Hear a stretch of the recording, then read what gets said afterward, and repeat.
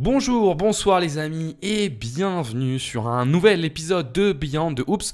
Aujourd'hui, on va vous proposer donc un épisode sur l'avenir de Jimmy Butler. Avant qu'on démarre, pour tous ceux qui veulent soutenir le podcast, un petit like sur Spotify, Deezer, YouTube, Apple Podcast, un petit commentaire pour le référencement et bienvenue sur le podcast de Q-Basket.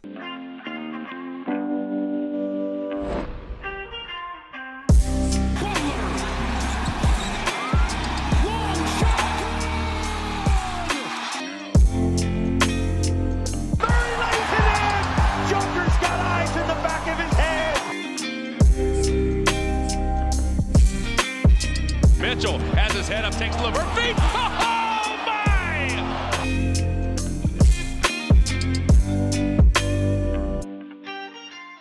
Alors, vous l'avez vu, déjà vous l'avez vu, on n'a pas fait de podcast pendant les vacances, on s'est permis une petite trêve, mais il s'est passé quand même un événement important à la rentrée.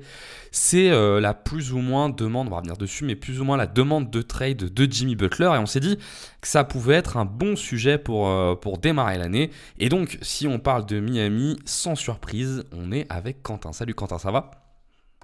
Salut, bah écoute, ça va très bien. Bon, t'es content là qu'on puisse parler un peu de Jimmy B ?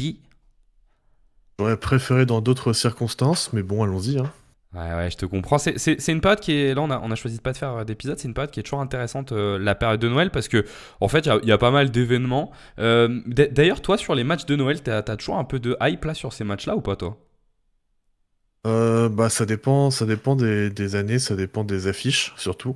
Cette année, j'étais pas très hype, mais bon, forcément, en termes de rating, LeBron et Curry, ça fonctionne toujours. Le reste, j'étais pas spécialement hype. Bon, encore une fois, ils nous ont mis les Sixers, ça manquait un peu du Thunder, par exemple, tu vois. On aurait pu avoir le remake de la finale NBA, comme c'est un peu la tradition parfois. Mais il y a eu des plutôt bons matchs, donc ça va. J'ai pas trop regardé, malheureusement, pas eu le temps, mais a priori, c'était des bons matchs. Donc Ouais, tant mieux, c'est le les principal. les matchs étaient effectivement hyper cool. Je crois d'ailleurs qu'on a eu, il me semble qu'il y a une stat qui est sortie, je crois que ça faisait je ne sais plus combien de temps qu'il n'y avait pas eu autant de matchs, enfin le nombre de points moyens, tu sais, d'écart entre les matchs, était le plus faible depuis, je sais pas, 20 ans, un truc comme ça. Moi j'ai trouvé que les matchs étaient assez cool, le Knicks Spurs pour démarrer la soirée était très sympa, le Warriors Lakers était évidemment super bien. Et j'ai trouvé ça plutôt bien. Bon, enfin bon, on va pas passer trop de temps dessus et on va rentrer tout de suite dans le vif du sujet. Donc, l'avenir de Jimmy Butler, de quoi va être fait l'avenir de Jimmy Butler. Pour aborder cette thématique, on s'est dit que dans un premier temps, ça pouvait être bien quand même de vous faire un récap de la situation, d'essayer de voir un peu comment s'est construit là, cette situation qui a amené Jimmy Butler à faire un peu sa demande de trade et surtout à se poser la question de qui est en position de force en fait dans cette négociation, parce que c'est vrai qu'on voit pas mal de personnes parler de ce trade en se demandant tout de suite en fait où Butler va aller, mais est-ce que vraiment Butler a tant que ça la main? Est-ce que finalement c'est pas Miami qui est en position de force? C'est ce qu'on va essayer de voir dans le détail. Dans un second temps, on va forcément se projeter sur cet éventuel trade et on vous propose de faire dans un premier temps un espèce de scouting report sur Jimmy Butler, parce qu'en fait on se rend compte qu'il n'y a pas tant de monde que ça finalement qui regarde le Heat avec assiduité, qu'en plus il fait une saison un peu particulière et que ça peut être bien d'avoir un petit récap de l'état de sa saison, et puis on finira avec un petit peu de prospection. On essaiera d'imaginer à quoi pourrait ressembler ce futur trade. Ça te va, Quentin, ou pas? On parle là-dessus? Allons-y. Alors, écoute, je vais commencer peut-être avec le premier événement, si tant est que ça soit le premier. Donc, qu'est-ce qui a lancé tout ça? C'est le 3 janvier dernier, en conférence de presse, Jimmy Butler annonce qu'il est plus heureux. Je te laisse me confirmer que c'est bien ça les termes, et qu'il est plus heureux et qu'il veut retrouver le plaisir de jouer. Ce qui, en fait, dans le langage NBA, veut clairement dire qu'on veut partir parce que, et là encore, je fais encore appel à toi parce que tu es plus au fait que moi là-dessus, on n'a pas le droit de dire c'est ça en NBA qu'on veut partir, hein. Ouais, enfin, tu peux le dire, mais tu vas prendre une grosse amende. T'as pas le droit de demander un trade publiquement. Après, bon, c'était quasiment dit publiquement, puisque quand un journaliste lui a demandé s'il pouvait retrouver sa joie de jouer à Miami, il a dit non. Donc, bon, ça voulait clairement dire ce que ça voulait dire.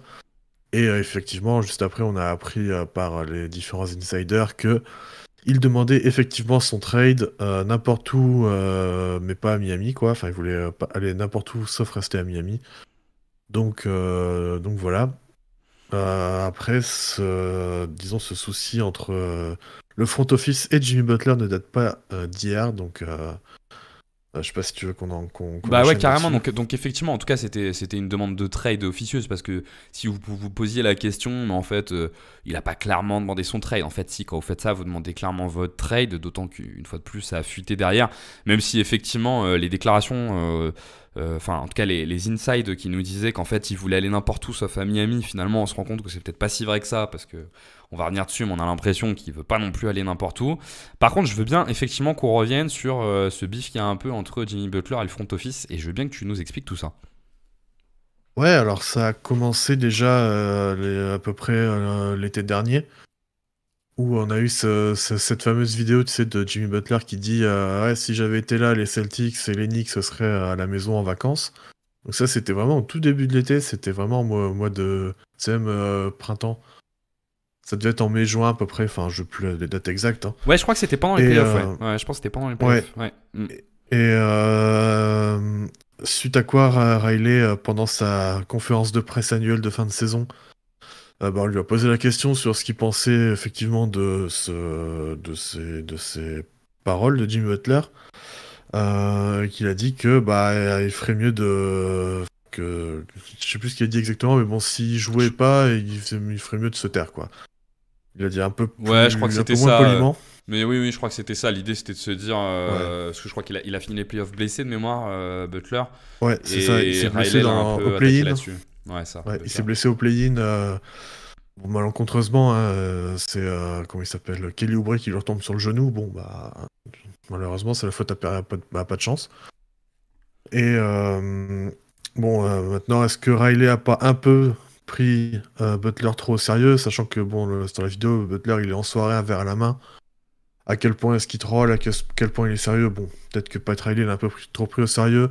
Peut-être que il y avait eu déjà des désaccords avant entre les deux et que c'était un peu la goutte d'eau pour Pat Riley. Donc ça, je pense qu'on saura peut-être jamais ce qui s'est vraiment passé avant. La décla exacte de Pat Riley, c'est quand j'ai vu ce qu'il avait dit, je me suis demandé est-ce qu'il troll ou est-ce qu'il est sérieux. Mais si tu n'es pas sur le terrain à jouer contre Boston ou contre New York, tu devrais garder la bouche fermée au lieu de critiquer ses équipes. Voilà, ça c'est Voilà. clair. C'est assez clair. Ouais.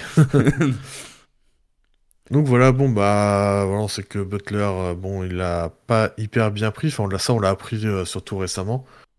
Euh, Mais surtout, il y a eu des discussions par rapport à une extension de contrat, parce que Jimmy Butler est éligible à une extension de contrat. D'ailleurs, pour remettre un petit peu dans la situation de son contrat, il est actuellement cette année à 48,8 millions de dollars et l'année prochaine une player option à 52,4 millions de dollars. Et donc il était éligible à une extension. Ils n'étaient pas d'accord entre son camp, lui, et le front office sur la durée, sur le montant. Du coup, ils ont dit, bon, bah, on va aller voir pendant la saison. Bon, Pat Riley a demandé à ce qu'il soit un peu plus disponible en saison régulière, qu'il voulait en voir plus, en fait. Voilà, il a un peu challengé. Parce que Donc, Butler a donc tendance voilà. à se gérer un peu pendant la saison régulière. Bah, surtout la saison dernière, en fait, où c'est vrai qu'il y a eu des matchs où il était très passif, et des matchs où il était très bon, et du coup, t'as un peu ce truc de, bon, bah, on a besoin que tu sois un peu meilleur, un peu plus régulier, et que tu sois aussi un peu plus dispo, parce qu'il a aussi raté pas mal de matchs, mais bon, ça c'est les blessures, donc bon, en même temps, d'un sens, tu peux pas grand-chose, quoi. Ce qui est Et sûr, d'un sens, bon, bah, c'est compréhensible. ce qui est sûr en tout cas, c'est qu'il est dans une situation contractuelle où au début de la saison, tu sais qu'il va être free agent à la fin de la saison parce qu'il n'y a aucune raison pour qu'il prenne sa player option. C'est un joueur qui a 35 ans, qui au début de la saison prochaine aura 36 ans. Donc quand on arrive vers ces âges-là, l'idée c'est de signer un dernier gros contrat. Et plus vous arrivez à le signer tôt, bah, plus vous avez de chances de signer un bon contrat parce que, presque mathématiquement, à ces âges-là, plus vous êtes jeune, plus vous êtes bon, donc plus vous êtes bon, plus on vous donne un contrat. Prenez l'exemple de Paul George qui a réussi à décrocher un gros contrat. On sait que ça va tirer sur quelques années où il ne sera pas rentable. C'est peut-être même déjà le cas. Mais en tout cas, sur Jimmy Butler, il y avait quelque chose d'à peu près similaire qui, en tout cas, ne laissait aucun doute sur le fait que, à minima, sa player option, il n'allait pas la prendre. Donc ensuite, la situation, c'était soit il arrive à prolonger avec Miami en trouvant un terrain d'entente, sachant qu'il y a des rumeurs comme quoi il cherchait le max et à cet âge-là, trouver un max, c'est pas simple. Soit il y a un transfert dans la saison, quoi. Ouais, c'était un peu l'idée. Alors le Heat s'est dit, bon, bah nous, on n'a pas de souci à, à te laisser, disons, jouer et puis voir ce que ça donne pendant l'été prochain. Ce qui au final bah, ne plaît pas tellement au camp de Jimmy Butler, puisque voilà, tout ce qui sort des insiders, notamment des insiders locaux, c'est que c'est très principalement, la demande de trade est principalement à cause de l'aspect financier et de cette non-prolongation. Donc, Donc voilà, effectivement, ça sachant fait que une situation pas simple, ouais. il me semble que la prolongation c'était soit 3 ans, soit 2 ans. Alors les deux au max à 35% du cap, donc je sais plus les montants exacts. Mais si c'était 3 ans, ça voulait dire qu'il prenait sa player option à 52 millions, puis après il avait 2 ans à 35% du cap. Donc l'année prochaine, ça aurait été un tout petit peu moins de 35% du cap, mais bon voilà. Soit il déclinait sa player option et il prenait après. Non, il déclinait sa player option, il prenait plus 2 ans après. Non, il Aussi. prenait. Pardon, alors, pardon, je m'en mêle un peu. C'est soit il déclinait sa. Enfin, dans l'aspect de la prolongation, soit il déclinait la player option et il prenait 3 ans de contrat à 35% du cap, soit il activait sa player option et il prenait 2 ans en plus derrière sa player option Ouais, donc quoi à qu'il arrive, 35%. un arrangement contractuel qui pour un joueur de son âge est quand même plutôt pas mal parce que tu te retrouvais quoi qu'il arrive à 38 ans avec un contrat max. Ce qui quand Oui, même n'est voilà. pas quelque chose qui est garanti de partout et qui peut laisser penser que cette demande ou que cette dynamique, alors certes la partie financière elle est forcément importante, mais que ce n'est pas la seule partie. Parce que je pense quand même qu'il faut, il faut dire quand même un mot sur l'évolution de ce qui est Miami depuis 1 an et demi maintenant, depuis 18 mois. C'est que quand même Miami plafonne un peu quand même depuis quelques années, même s'ils ont fait la finale de conf 2023 qui sortait un peu nulle part vu qu'ils sortaient du play-in. Et ils n'arrivent pas quand même à se La présenter finale comme... NBA même, hein. J'ai dit finale de conf, oui pardon, la finale NBA ouais, Ouais. contre Denver. Mais ils n'arrivent pas à se présenter quand même depuis au moins 2020-2021 comme un vrai contender. Ils ont essayé l'année dernière en faisant arriver Terry Rozier. C'était un peu le meilleur move qu'ils pouvaient faire. Ça ne les a pas transformés en contender. C'est quand même une équipe qui en plus a une situation contractuelle qui fait que dans l'année qui vient, ils n'ont pas énormément de flexibilité parce que tu as quand même 3 joueurs à quasiment plus de 30 millions. Je crois que Taylor Hero est à 28. Et derrière, tu as Duncan Robinson qui doit être à 23 ou 22, je Alors, crois. cette année, t'as Adebayo à 35, quasiment, 25% du cap. T'as Tyler Hero qui a 29 millions, qui a 20% du cap. Rozier à 25 millions, qui a 17% du cap. Robinson qui a 19 millions à 14% du cap. Voilà, c'est ça. Donc tu as quand même un cap qui est largement pris, avec peu de flexibilité parce que t'as pas beaucoup de joueurs sous-payés que tu pourrais trade pour essayer d'obtenir quelque chose de mieux. Et en plus, je sais pas ce que t'en penses, mais moi je trouve que c'est une structuration de salary cap qui convient plus à l'ancien CBA qu'au nouveau, quoi. Il y a quand même, tu vois, tous les contrats, enfin avoir 3 contrats à plus de 30 millions, dont un au max. Maintenant, on est plus autour de 2 et on essaye de construire autour pour avoir un maximum de joueurs autour. T'as Duncan Robinson qui, même si c'est un bon joueur, est payé un peu cher quand même pour ce qu'il est. Et t'as Terry Rozier où c'est aussi le cas. Donc, t'avais du mal à te projeter en disant Miami va vraiment réussir à améliorer ce roster, moi je trouve. En fait, t'as beaucoup de contrats qui sont du coup indexés sur le CBA précédent. Et surtout, ben, tu vois, Duncan Robinson, il a pris un tarif à un moment où les shooters off-ball étaient très prisés. Tu vois, les Davis Bertans, les Buddy Hield, donc du coup, avant sa nouvelle signature aux Warriors, tout ça qui avait des contrats à peu près similaires et qui se sont retrouvés en contrat un peu poubelle très rapidement parce que finalement, on s'est rendu compte que les shooters off-ball, bah, leur valeur était, alors disons, très bonne sur le terrain, mais que si t'avais pas quelque chose en plus, la défense notamment, si t'avais pas un peu de passing, tout ça, bah, en fait, t'étais moins utile et du coup, ça ne valait pas autant. Du coup, bah forcément, t'as ce contrat qui est un peu élevé, t'as Terry Rozier qui a pris son contrat, il avait pris quasiment un max à Charlotte, donc forcément, Ouais, là, tu te retrouves avec des contrats un peu plus ou moins toxiques, quoi. plus ou moins inadéquat, ouais. Et donc, tu as un mélange d'éléments qui traînent et qui te laissaient penser que Butler, en tout cas, allait faire sa demande de trade. Cette dernière année de contrat là, dont on a parlé, Miami qui plafonne et qui peut difficilement imaginer faire réellement progresser son effectif, et une saison en plus côté Jimmy Butler qui est quand même en dessous, alors on reviendra dans le détail dessus, Parce que sur l'efficacité, c'est pas si vrai que ça, mais en tout cas, à minima sur les volumes, qui est quand même en dessous des standards de Jimmy Butler. Et donc, tout portait à croire à ce que cette demande finisse par arriver, quoi. Enfin, je trouve, moi, en tout cas, hein, d'un point de vue extérieur, non suiveur de Miami, je trouve que tout portait à croire à ce qu'elle arrive, quoi. Je sais pas si c'était exactement le cas aussi pour les suiveurs de Miami, mais... Bah, peut-être qu'on aurait dû le voir venir un peu plus, même si, bah, en fait, on se disait, bah, en fait, Butler, il a tout intérêt à jouer à fond parce que, bah, il a son contrat à négocier et qu'au final, il est pas aussi fort, aussi sérieux qu'on l'attendait, surtout sérieux. Et bah, en fait, du coup, tu vois, s'il avait été très bon, très sérieux sur les 20 premiers matchs, 25 premiers matchs, peut-être que le Heat lui aurait donné son max, tu vois. Et on n'en serait pas là. Bah ouais, parce que je trouve que, je suis d'accord avec toi, hein, je trouve que c'est d'ailleurs fou à quel point, mais c'est normal aussi à ces âges-là, ça peut aller vite en NBA. C'est-à-dire que cet été, tu te poses pas trop de questions sur le fait que Butler mérite un max, et 2 mois plus tard, tu dis, ouais, mais en fait, si tu te retrouves avec Jimmy Butler au max, est-ce que ça sera jamais toxique, mais est-ce que t'es pas sur un contrat vraiment limite? Et je pense qu'en plus, dans ce contexte-là, je pense que l'expérience Paul George aide pas. Voir Paul George et Kawhi qui ont sur des âges un peu similaires des tendances de blessures. Alors Kawhi n'a pas joué, donc c'est un peu différent, mais Paul George a joué, a du mal à déjà justifier son contrat, et je pense que ça peut refroidir un petit peu, tu vois. Ouais, non, mais complètement, je suis d'accord, hein.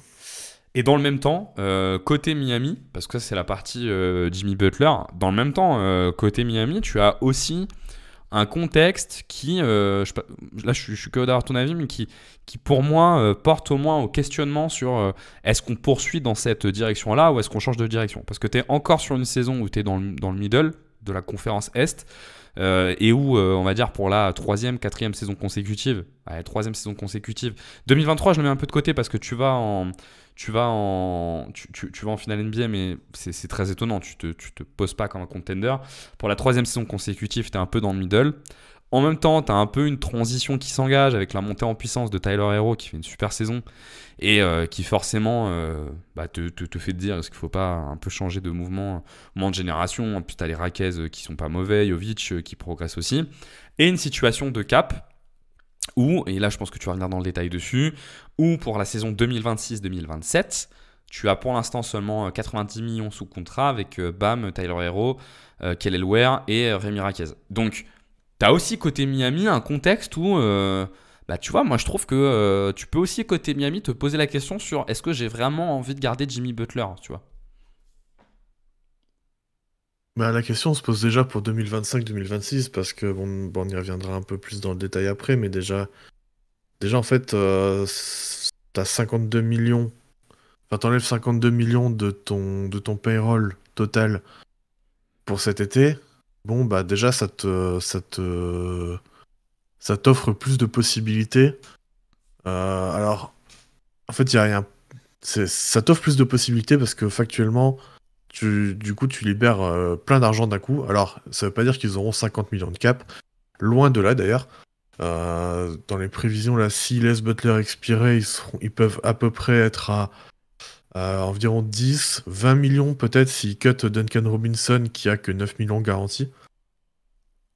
Mais d'un autre côté, ça veut dire que tu perds Butler, donc tu perds ton meilleur joueur et tu perds en fait ta seule chance, aussi faible soit-elle, de pouvoir faire un truc en playoff.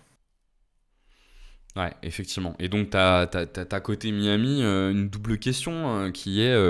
et je pense que aussi dans le prolongement de ça, sur ce que tu dis, il y a aussi le fait que factuellement, est-ce qu'avec cette équipe, tu te dis que tu peux vraiment faire un truc en playoff, tu vois? Parce que, alors oui, Jimmy Butler est ta meilleure caution pour pouvoir faire quelque chose en playoff. Et en même temps, ça fait quand même plusieurs saisons de playoff où il finit blessé, ou en tout cas nettement diminué. Parce que même 2023, il finit un peu sur les rotules. 2023, il se fait la cheville contre les Knicks. Ouais, voilà. Et 2024, il passe pas le play-in. Enfin, lui. Ouais. En tout cas, il arrête de jouer après le play-in. Donc, côté Miami, tu es aussi dans une situation où tu te posais à minima des questions. Et donc, peut-être que le choix de Jimmy Butler t'impose des réponses, en fait. Mais que dans le fond, vu la situation dans laquelle tu étais, qu'importe la réponse, tu es prêt en fait à faire avec cette réponse-là, quoi, tu vois. Et donc, ça peut paraître rien, mais en fait, c'est hyper important. C'est hyper important parce que ça vous définit le cadre du rapport de force entre Jimmy Butler et Miami. On a un rapport de force où on a certes un joueur qui a envie de partir et qui a donné son envie de départ, mais qui en même temps, c'est pas le meilleur moment pour lui pour demander son départ. Je pense que c'est pas le moment où il est le plus attractif. Et de l'autre côté, une franchise qui peut accueillir en fait cette demande de départ et dans le fond est peut-être ok en fait avec le fait que Jimmy Butler parte. Comment tu le vois toi ce rapport de force là entre ces deux entités là? Ben, t'as plusieurs choses. Déjà, déjà, si on prend Jimmy Butler, lui, il se dit, bah en fait, moi je peux partir pour rien cet été. Il se dit, de toute façon, je suis pas heureux, donc tradez-moi. Il peut choisir une liste d'équipes préférentielle, hein, ça peut aider tout le monde, ça peut aider le Heat, ça peut aider justement les autres équipes à savoir est-ce qu'il prolongerait si jamais elle trade pour lui, tout ça. Et après, lui, il peut dire aussi surtout, bah moi je peux foutre le bordel, si vous me gardez, bah moi je m'en fous, je viens, je joue, et puis le lendemain je joue pas, je joue à moitié, je joue en dormant, tout ça. Et de l'autre côté, t'as le 8. Et il est coutumier du fait, hein, juste on rappelle, hein, pour le coup il l'a déjà fait au moins à Minnesota, c'est pas tout jeune, mais c'est un fort caractère et c'est quelqu'un qui, à minima, l'a déjà fait par le passé. Ouais, mais quand il jouait, il n'empêche que il jouait plutôt bien. Il a foutu le bordel, mais il a plutôt bien joué sur la période entre sa demande de trade et son trade. Oui, mais tu peux pas vivre. Je suis d'accord, hein, mais tu peux pas vivre avec ton Oui. meilleur joueur et ton leader qui fout le bordel. Oui. Même s'il lui joue Non, bien, ça c'est sûr. ça peut pas marcher, c'est pas possible. Le truc, c'est que Miami va lui dire, ok, bah tu fous le bordel, mais du coup, si jamais on te trade pas à la deadline, si tu veux ton contrat max à l'été suivant, bah, en fait, tu vas devoir jouer sérieux, et tu vas devoir jouer à fond, parce que du coup, si tu le fais pas, si tu fous le bordel, bah en fait, personne va te signer au contrat que tu veux, donc déjà, il y a ça. Et il y a aussi un troisième point, c'est le marché qu'il y a en 2025, à l'été 2025. C'est-à-dire qu'actuellement, évidemment, ça peut changer avec la deadline, il n'y a que les Nets qui ont assez de cap pour le signer au max. Ce qui veut dire que les Nets sont en rebuild, donc ils n'ont pas d'intérêt à le signer, et lui n'a pas d'intérêt à aller là-bas. Donc ça veut dire que tu dois faire un sign and trade, si Jimmy Butler veut signer un max quelque part. Mais pour un sign and trade, il faut encore que Miami accepte de jouer le facilitateur. Et si t'as foutu le bordel pendant 6 mois avant, en fait, Miami, ils vont dire, bon, bah, non, en fait, tu vas prendre, tant pis, tu prendras 20 millions autre part, et non, on veut pas t'aider à aller où tu veux. Oui, ou alors, dernière possibilité, contre toute attente, il prend sa player option. Ce qui est presque... Oui, après, il peut, c'est ça, c'est que lui, il peut toujours dire, bon, bah, je prends ma player option, et puis là, vous me tradez, et puis voilà. Ouais, c'est aussi une possibilité. C'est aussi une possibilité à laquelle, en fait, en préparant le podcast, j'avais même pas réfléchi, mais qui en fait, effectivement, en fait, peut être c'est que pour l'instant, pour l'instant, de ce qui est sorti, c'est qu'il a toujours, son agent dirait que dirait un peu dans les cercles de la ligue, aux équipes qui essaieraient de trade pour lui, qu'il va décliner sa player option dans tous les cas. Donc pour l'instant, on est là-dessus. Oui, après, donc c'est vrai que s'il n'y a pas de trade, que même s'il est trade, il va décliner. Ouais, mais s'il n'y a pas de trade, c'est vrai que s'il fout le bordel, il va peut-être juste prendre sa player option. Alors c'est peut-être pas ce qu'il y a de mieux, parce que du coup, il va faire 52 millions l'année prochaine, mais après, après c'est un pari quoi qu'il fait sur lui-même. À 36 ans, bon, c'est peut-être un peu risqué. Alors que là, s'il joue à fond, peut-être qu'il va pouvoir prendre son max sur 3 ans, sur 2 ans, et puis après, il va être tranquille. Moi, je trouve que quand tu regardes la situation un peu des deux côtés, ce que Jimmy Butler a pour lui, c'est que déjà, personne n'a envie d'avoir son franchise player qui fout la merde et son leader qui fout la merde. Ça, c'est quand même un argument important pour lui, mine de rien, dans le cadre des négociations. Et Miami n'a probablement pas envie d'avoir Jimmy Butler dans les pattes qui fait chier tout le monde. Et c'est pour ça qu'ils ont plutôt intérêt à le trade. Le deuxième élément... Après, s'il fait chier tout le monde, enfin, vraiment, il faut qu'il fasse vraiment de la merde, mais le Heat pourra toujours le suspendre. Et le hit, effectivement, peut le suspendre, mais personne n'a envie d'avoir un mec dans ton cap à 50 millions que tu fais pas jouer, quoi. Quoi qu'il arrive, c'est pas une situation souhaitable. À l'inverse, ce que Jimmy Butler a de moins pour lui, c'est que sa saison, elle est quand même pas très bonne. Donc, son attractivité, je sais pas à quel point elle est, et on va regarder dans le détail après sur ces éléments-là, mais en fait, on s'est rendu compte en préparant le podcast que en fait, les scénarios de trade sont pas si simples que ça à imaginer parce que beaucoup d'équipes ont perdu en marge de manœuvre et que on ne sait pas si elles vont oser aller aller lâcher gros pour Jimmy Butler vu la saison qu'il fait, même si ça reste, il y a une aura un peu Jimmy Butler qui te laisse à penser que c'est pas très grave. Le deuxième élément qui est compliqué pour Butler, c'est qu'il n'a pas de no trade clause. Hein. On le rappelle quand même, à l'inverse par exemple de Bradley Beal, Butler n'a jamais négocié de no trade clause, donc à la fin c'est quand même Miami qui décide où il veut l'enlever, où il veut l'envoyer. Même si le fait que Butler dise à une équipe qu'il n'a pas envie de venir, forcément c'est très important. Côté Miami, moi je trouve que le truc qui est positif pour eux, c'est que vu comment est partie la saison, ils n'ont pas besoin de se précipiter. Tu vois, et là je suis que d'avoir ton avis, mais la saison telle qu'elle est, dans le fond c'est une saison moyenne, ils iront peut-être pas en playoff, c'est pas très grave. Il y a un petit enjeu autour de leur pick de draft, on y reviendra. Mais dans le fond ils ont cette marge là qui est que ils jouent pas le titre, ils jouent pas vraiment le titre cette année. Donc finalement il y a un peu de tu dis ça, mais pour eux ils jouent le titre, tu vois. Ouais, alors, mais les résultats, les résultats, l'équipe, et on sait, tu vois, que Miami sera pas un contender en mai, tu vois, mais pour eux, l'objectif c'est le titre et uniquement le titre, et ils pensent qu'ils peuvent y aller avec cet effectif, tu vois. Ça reste leur point de vue, on est d'accord ou pas. Je pense qu'on est beaucoup à pas être d'accord, mais en tout cas, eux c'est leur vision, tu vois. Bah alors moi je suis pas du tout d'accord, et puis après je me méfie toujours des positions publiques, j'espère dans quelle mesure elles traduisent vraiment la position privée, tu vois, ils ont leur culture qui est aussi assez importante sur le fait d'être toujours une équipe top class équipe, tu vois. Maintenant, est-ce qu'ils pensent vraiment qu'ils peuvent y aller? En tout cas, à minima, je pense qu'avec la demande de trade de Butler, c'est pas le cas. Et probablement, quand il sera trade, ça traduira le fait qu'il n'y croit pas. Tu vois, je les vois pas le trade contre un joueur d'un niveau similaire. Enfin, on en reparle après, mais j'y crois pas trop non plus. Ce que Miami, par contre, a en moins dans cette négociation, c'est que Miami n'a aucun intérêt à avoir une place vers la 20e à la draft, je trouve. Parce que, et là je vais demander ton aide, mais leur pick est à OKC, mais il est protégé loterie.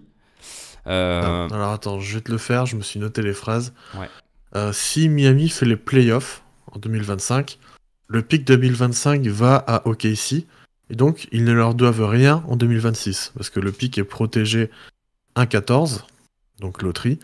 Et s'il n'est pas envoyé à OKC en 2025, il est non protégé pour OKC en 2026. Ah ok. Donc si Miami fait les playoffs, donc on imagine, s'ils font les playoffs, le pick il sera quoi, entre 15 et 20. Donc t'envoies un pick 15-20 à OKC, ce qui est correct quoi, c'est pas non plus un pick de fou. Et 2026, Miami garde son pick, tranquille, ok, on est bien. Si Miami ne fait pas les playoffs, donc là, ils gardent le pick.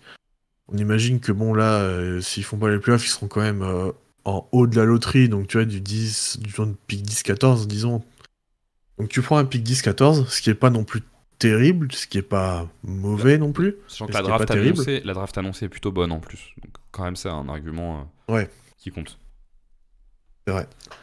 Mais du coup, si tu gardes le pick, ça veut dire que Miami envoie leur pick 2026 à OKC en non protégé.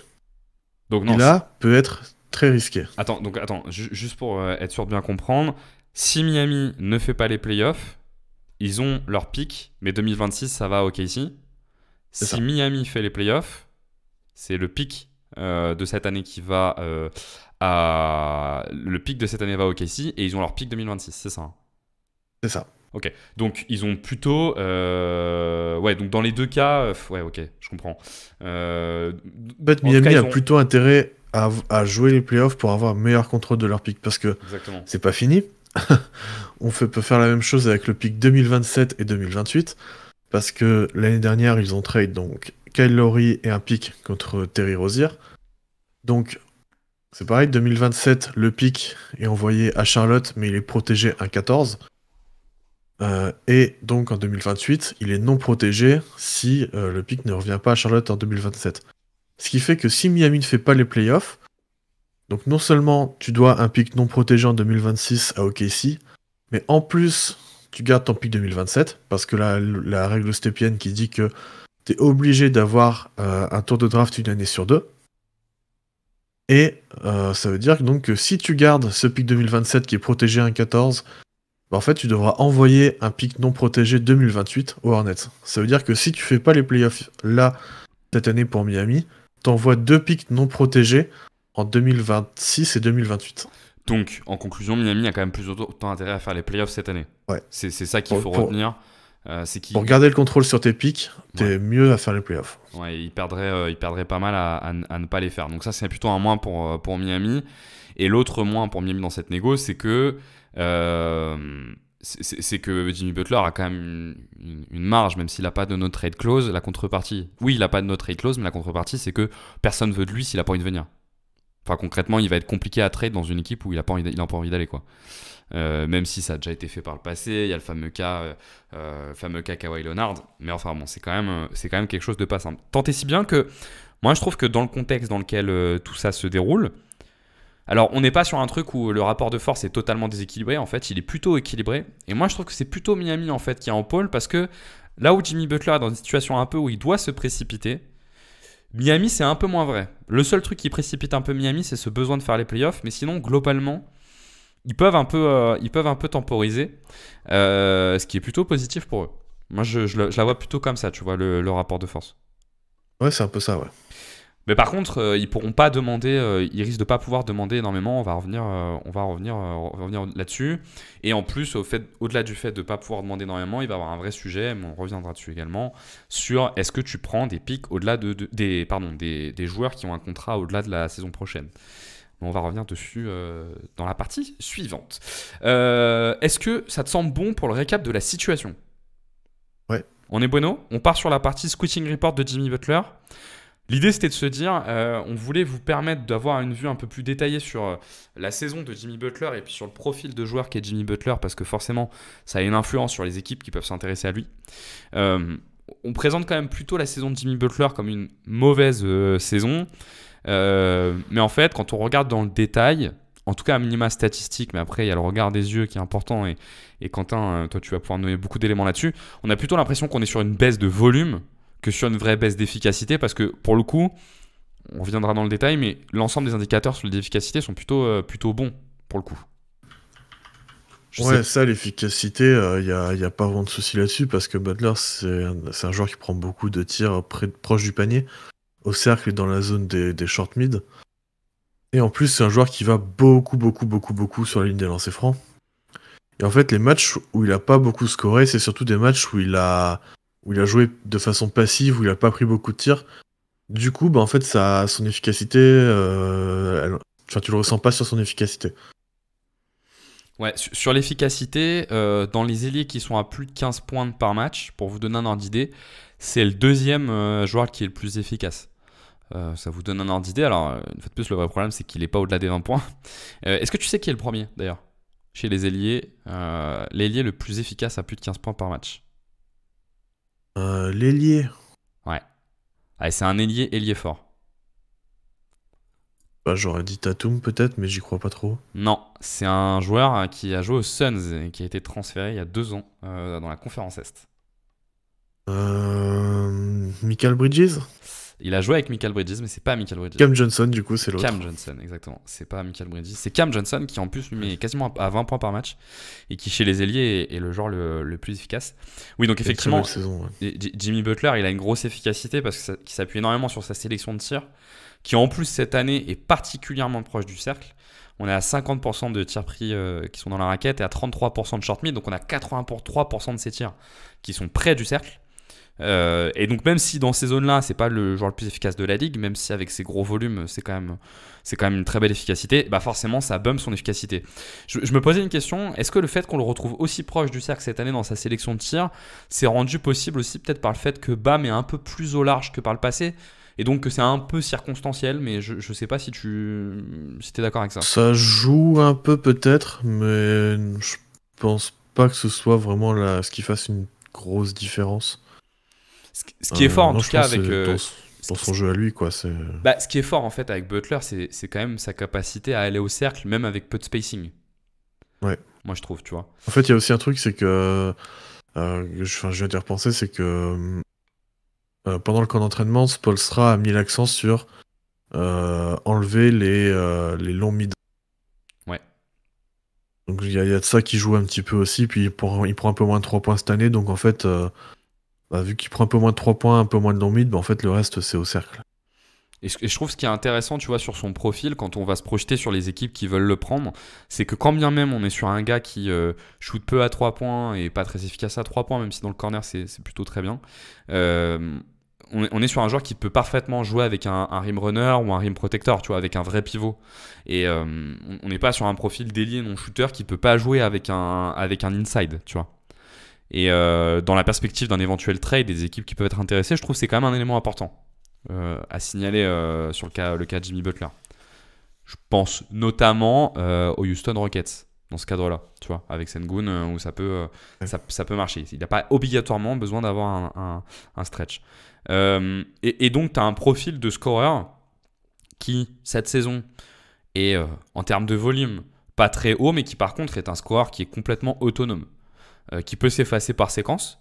Mais donc, les équipes qui cherchent un scoreur autonome pour avoir de la création offensive, notamment la création offensive vers des points marqués par le porteur de balle, bah pour le coup, il correspond plutôt à ce profil-là. On est d'accord ? Bah c'est ça, et puis c'est un joueur qui peut se dire bon bah là je prends les clés de l'attaque, je vais provoquer 10 lancers de suite, et puis voilà. Et en fait il est capable de le faire parce que il le fait parce qu'il est capable de le faire et que il y a personne qui peut vraiment le stopper quand il est comme ça. Et que dans le même temps, c'est un joueur qui peut cohabiter avec d'autres gros porteurs de balles parce qu'il est capable de s'effacer par séquence. Et qu'en plus de ça, c'est un joueur qui a deux autres qualités pour pouvoir s'effacer par séquence. Même si c'est pas un gros shooter de volume à 3 points, dans le corner, c'est plutôt un bon shooter à 3 points. Donc il peut être stationnaire dans le corner et quand même devoir être respecté.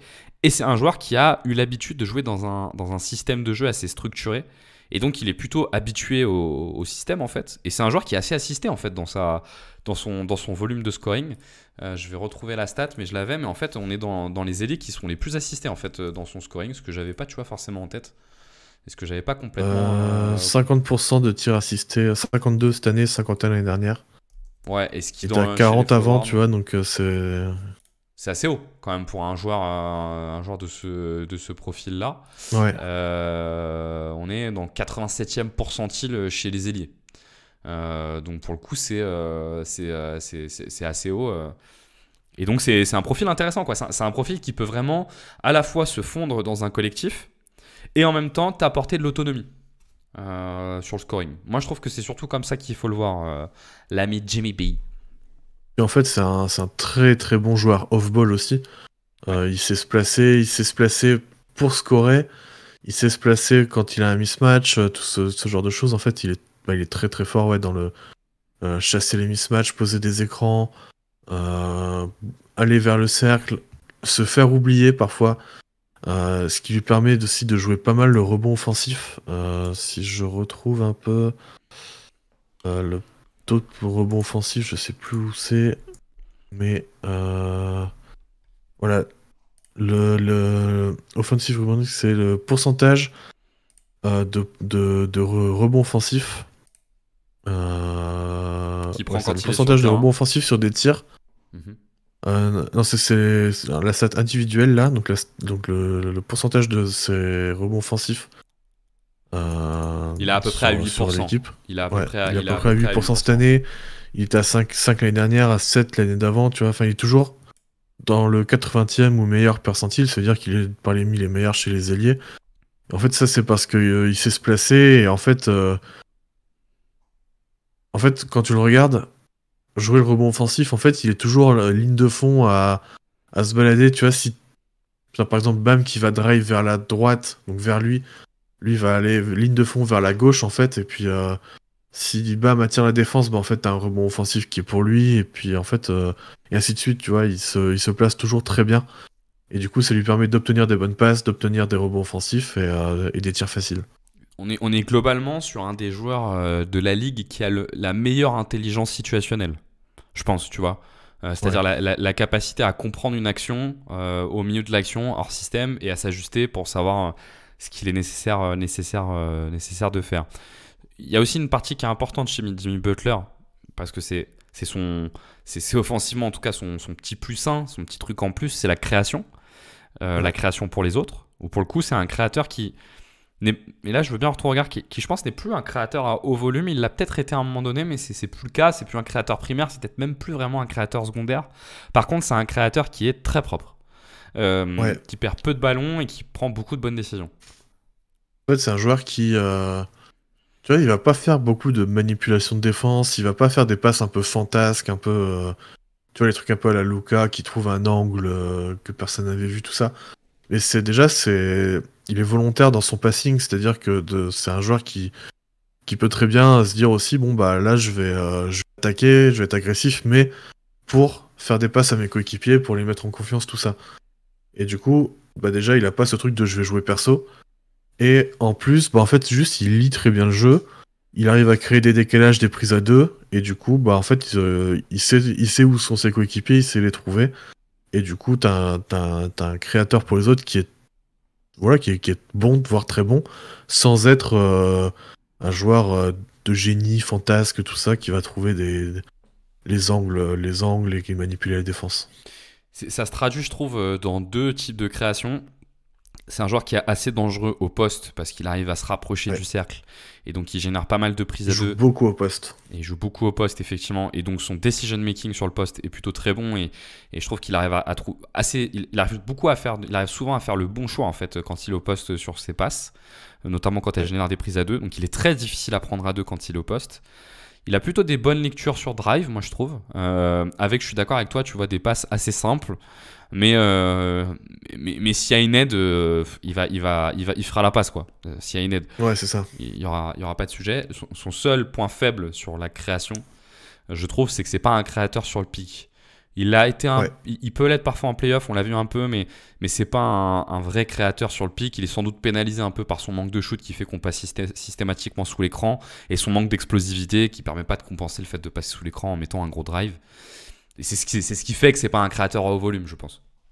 Ouais, c'est ça, c'est sur pick and roll. En fait, même pas que sur le pick and roll, mais sur la rim pressure en elle-même, c'est-à-dire c'est un joueur qui est plutôt méticuleux et qui va prendre le temps et qui, contrairement à certains joueurs qui vont jouer rapidement, qui vont avoir un burst, tu vois, je pense au Ja Morant, à ces mecs-là, bon, tout de suite les extrêmes, mais tu vois le genre de mecs qui foncent un peu parfois tête baissée, tu vois, c'est pas un joueur qui va créer de la rim pressure pour faire un kick-out et trouver un joueur libre dans le corner opposé ou un truc comme ça, tu vois, c'est vraiment...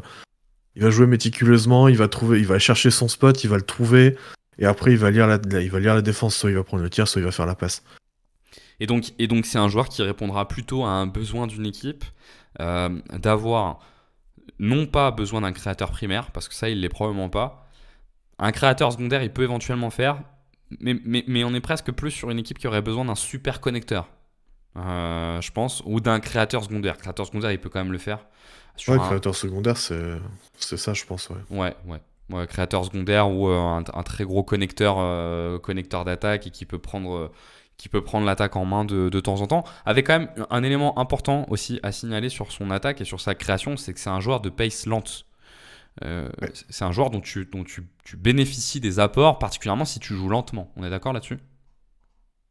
Ouais, bah Miami a toujours joué lentement, et ça correspond parfaitement à ça.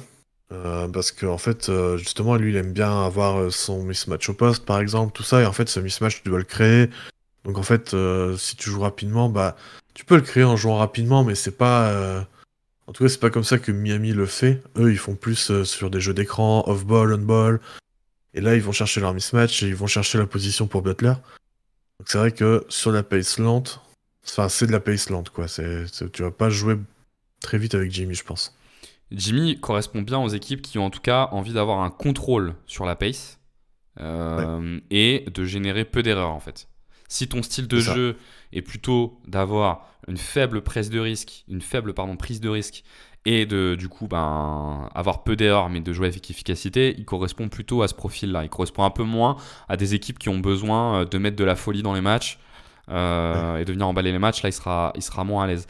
Sur la partie offensive, toi, cette année, donc là, on voit, hein, il y a quand même une baisse sur les volumes. Je crois qu'il est à 17 points par match, ce qui doit être son plus bas en carrière je vais regarder en même temps, mais ce qui doit être son plus bas en carrière depuis Chicago, j'imagine. Je regarde en même temps, 17 points par match. C'est son plus bas en carrière depuis sa troisième saison. Donc pour le coup, on est assez bas. Est-ce que toi, quand tu le regardes, tu as l'impression qu'il y a une baisse physique ou est-ce que tu as l'impression que c'est juste mental? Euh, je saurais pas complètement. Je saurais pas être sûr à 100%. Je pense que le physique est encore là et encore bien présent. Le truc, c'est que c'est ça, c'est est-ce qu'il y a des fois il s'efface parce que il veut se conserver, est-ce que parfois juste il a pas envie, ou il est pas concentré, ou ce genre de choses, tu vois, je sais pas trop, tu vois, je Il y sais a une pas zone de trop flou en tout où cas. est-ce qu'il en est, ouais, il y a une zone de flou, ça c'est sûr. Je pense que ça commence à baisser un petit peu physiquement quand même, parce que bah il a 35 ans mine de rien, donc c'est naturel de commencer à baisser physiquement à cet âge-là. Mais il est encore très bien et je pense que, enfin, tu vois, il l'a montré sur certains matchs. Je vais te retrouver ça tout de suite, mais tu vois, il y a des matchs. Ouais, il a eu des Tu vois, il matchs y a quand même à gros volume 1, et grosse 2, réussite. 3, Ouais. 4, 5, 6, 7 matchs à plus de 10 lancers francs tentés, tu vois, avec du 12-15 tirs tentés en plus. Donc, tu vois, il est encore capable sur des matchs de prendre du gros volume d'aller au charbon, comme on dit, tu vois.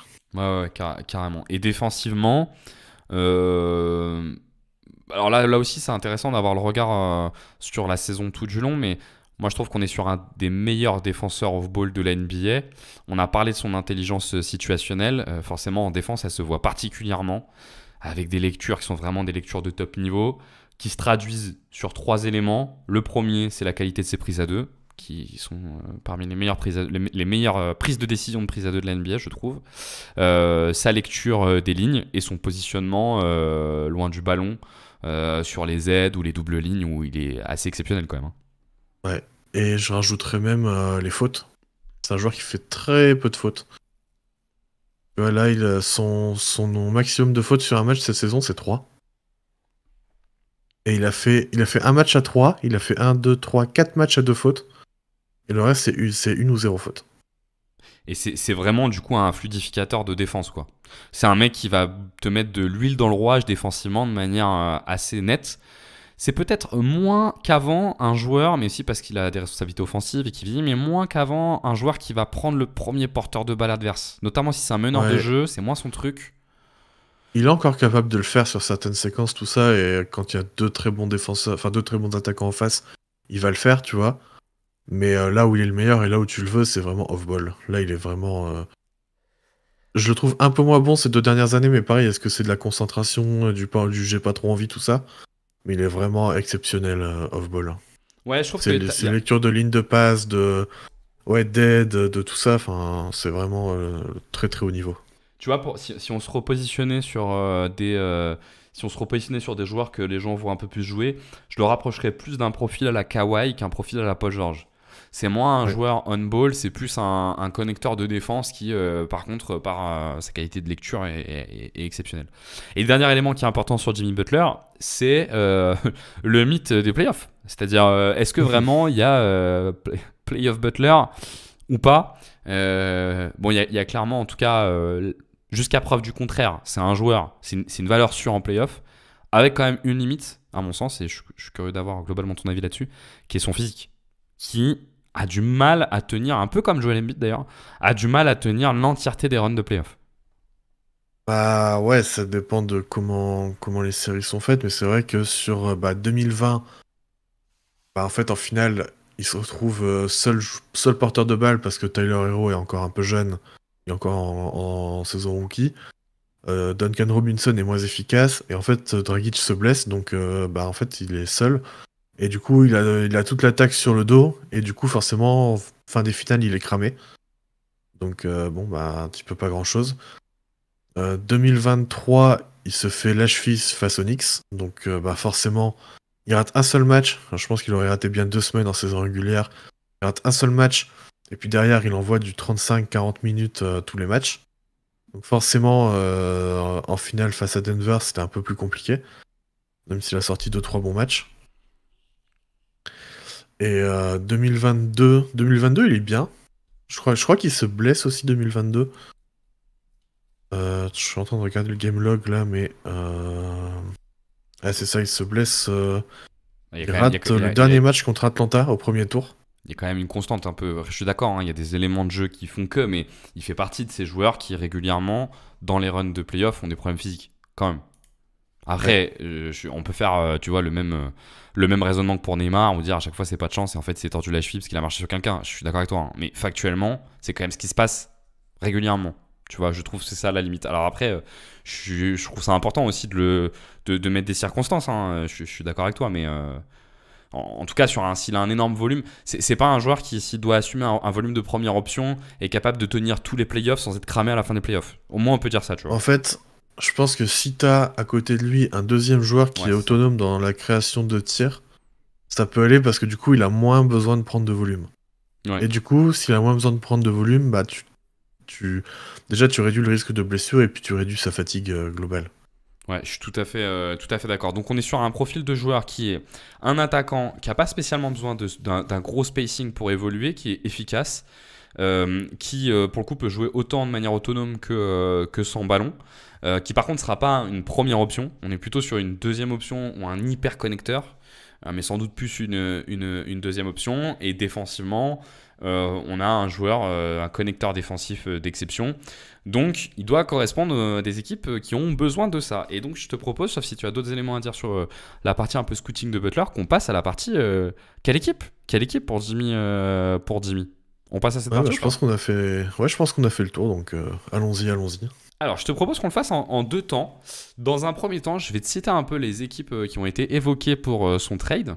Et puis, on fait un petit peu un point sur ce qu'elles ont de bien et ce qu'elles ont de moins bien pour un trade pour lui.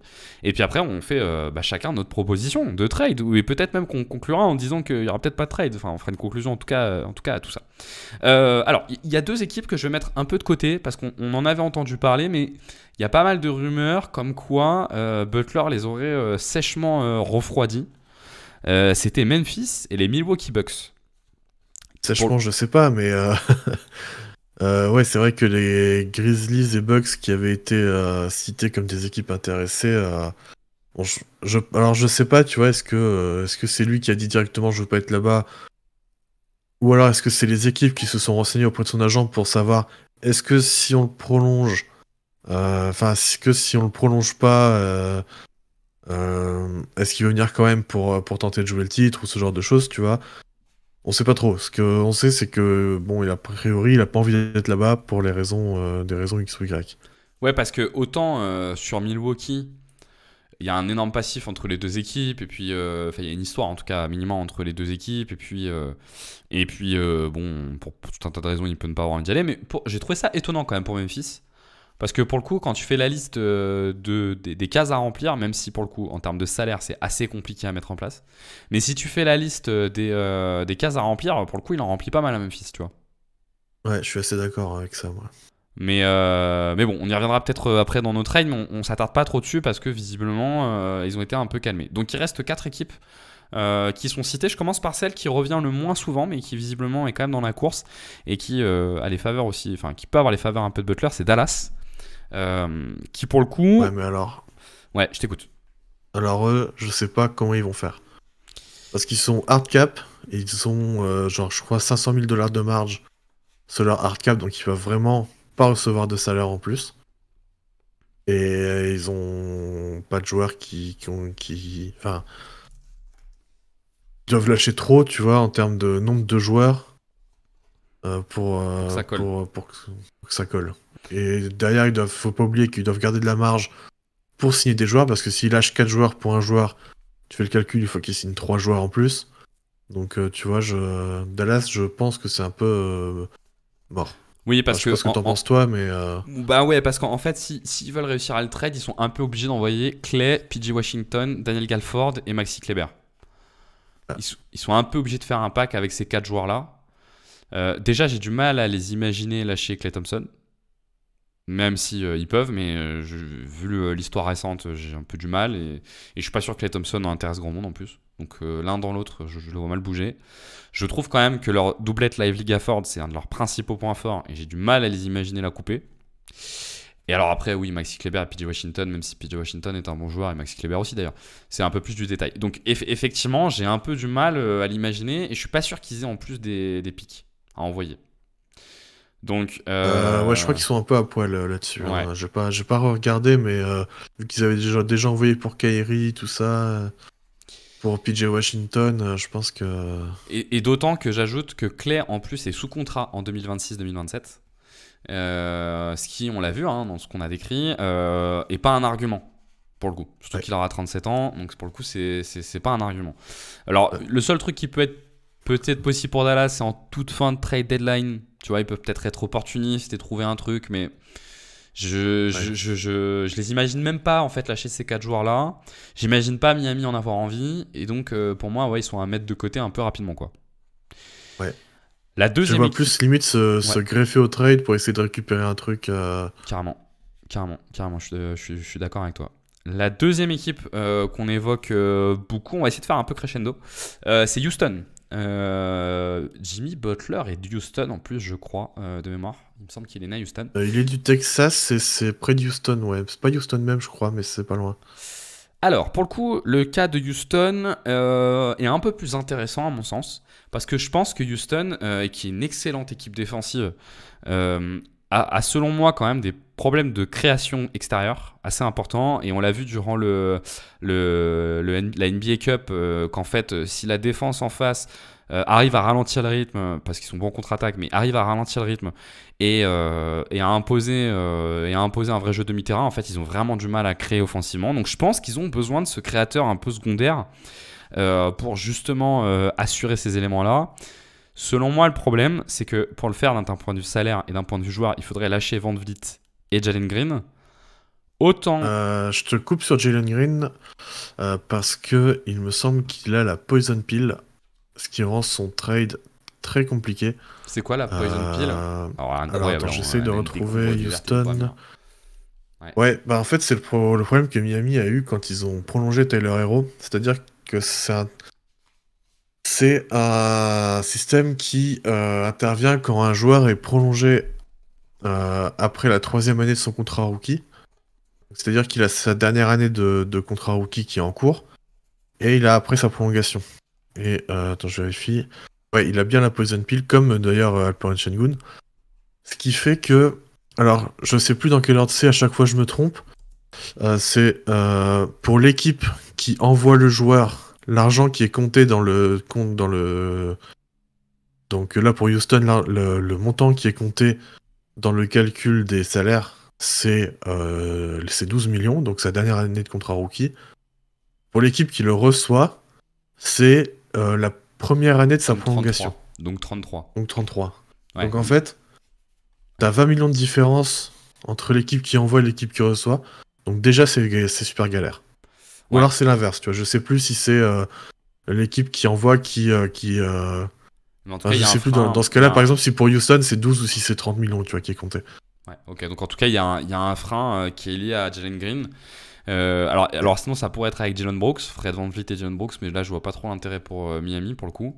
Et qu'en plus, je pense que le joueur, enfin, en fait, VanVleet est absolument essentiel dans le système de Houston. Et que si jamais tu lâches VanVleet, il faut le remplacer par un vrai meneur gestionnaire, en fait. Il est trop important dans cette équipe-là. Et autant, je pense que dans l'idée, alors effectivement, on compterait un salaire plus important sur celui de Jalen Green, mais donc ça le rend pas non plus complètement infaisable, ça le rend juste plus compliqué. Autant, je pense qu'ils peuvent être OK pour lâcher Jalen Green, tu vois. Et je pense qu'il pourrait intéresser Miami. Mais je pense que c'est VanVleet que Houston va pas du tout avoir envie de lâcher, quoi. Pour le coup. C'est quand même une équipe qui est top 3 de sa conférence. Donc ils vont pas forcément avoir envie de tout bouger. Et aujourd'hui, voilà, VanVleet est leur cadre. C'est vraiment leur cadre, à proprement parler. Et donc je le vois pas le bouger. Moi, ce que je voyais avec Houston, c'était plutôt un Dillon Brooks et Steven Adams, plus un de leurs contrats rookies, genre Jabari Smith. Bah, Ça peut sinon, être, avec ce que tu as expliqué, tu peux imaginer un Dylan Brooks et Jalen Green. Ça colle en termes de salaire, pour le coup. Si c'est l'année d'après Ouais, qui mais est avec comptée. la Poison Pill, je sais pas. Bah, Je justement, vais avec essayer la en Poison direct. Pill. Avec la Poison Pill, du coup, c'est Jalen Green qui est compté et ça pourrait marcher. Non, je suis sur Spotrac en train d'essayer. Tu as Dylan Brooks plus Jalen Green, ça passe pas. Ah, d'accord, ok. Parce que. Alors, ça passe pour Miami, Ouais, c'est ça. mais Ah, ça mais passe oui, pas mais pour parce qu'il passe à Houston. hard cap. Houston passe hard cap dans ce cas-là et du coup, ça marche plus, ouais. Ça, en fait, ça les ferait passer. Vu qu'ils reçoivent de l'argent en plus, ça les ferait passer au-dessus du hard cap, enfin, au-dessus du first apron, pardon.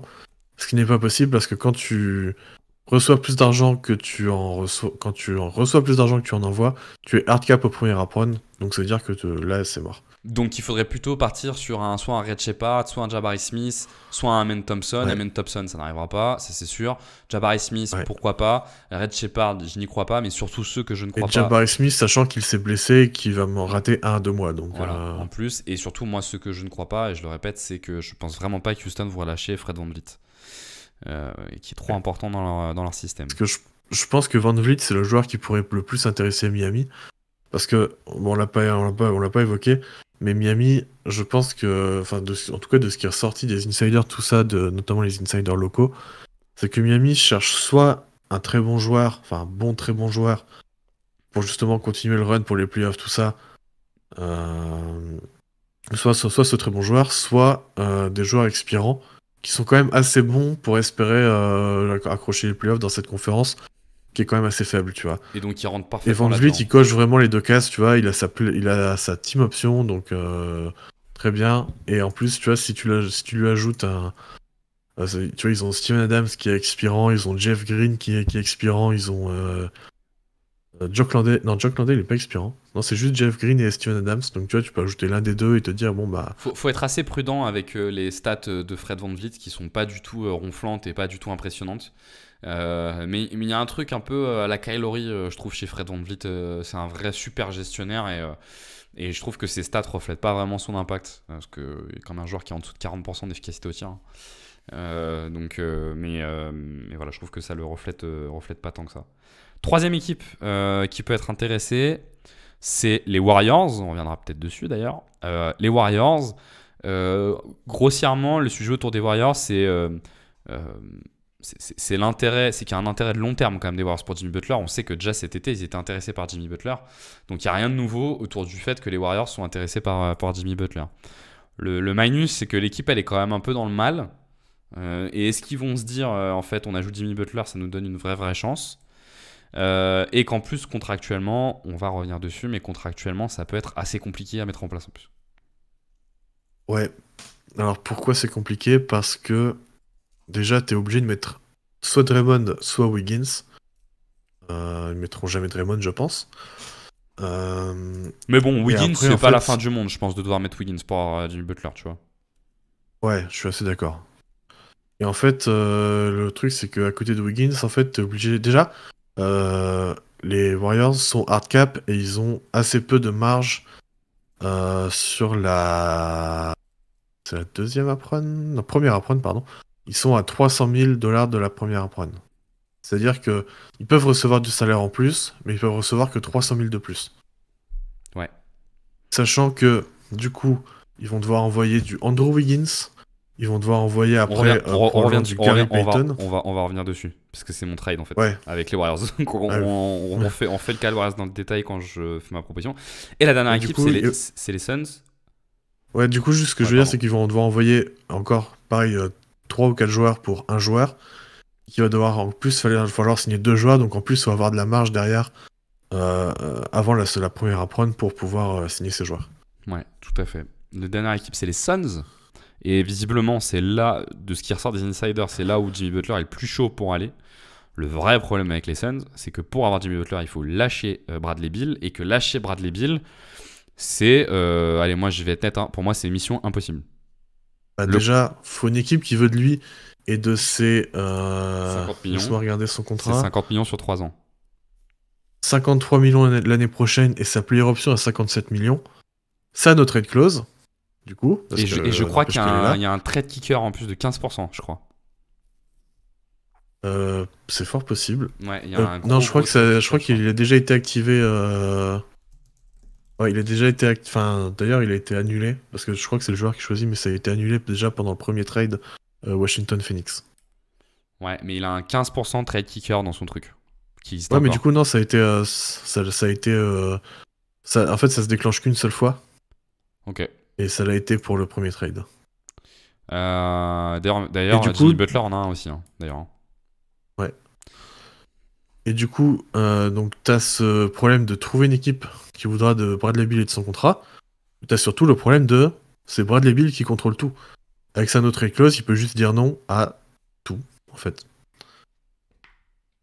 Et donc, ça, pour le coup, ça risque d'être problématique. Mais de toute façon, même au-delà de ça, je pense que c'est extrêmement compliqué de trouver un point de chute. Et donc, l'un plus l'autre fait que c'est assez compliqué. D'autant qu'on sait que Miami n'est pas intéressé par Bradley Beal. Pour le Ouais. coup, on va pas revenir dans le détail dessus. Mais En fait, c'est ça. pour C'est, revenir- là, tu vois, là, ça se résume en une phrase, c'est pourquoi ils prendraient le contrat de Bradley Beal alors qu'ils veulent pas payer Jimmy Butler. Ouais, tout à fait. Ça, t'as raison, ça résume complètement le truc. Et donc on en vient à notre trade. Je te propose de faire d'abord mon trade vu qu'on a parlé des Warriors et qu'on a commencé un peu dessus. Vas-y. Puisque moi, c'est un trade avec les Warriors, je me suis dit qu'il y a peut-être une possibilité. Alors pourquoi les Warriors c'est intéressant aussi? Parce qu'on sait que Miami, enfin apparemment Miami est intéressé par Kuminga. Et je me dis qu'on peut imaginer un trade Wiggins, Kuminga, Gary Payton, Kevin Looney, plus un first round 2026 côté Warriors. Alors, tu m'as dit Peyton, Looney. Kuminga, Wiggins, Ouais. plus un first round, contre Jimmy Butler et Jovic. Parce que quand même, le first round, faut le payer derrière.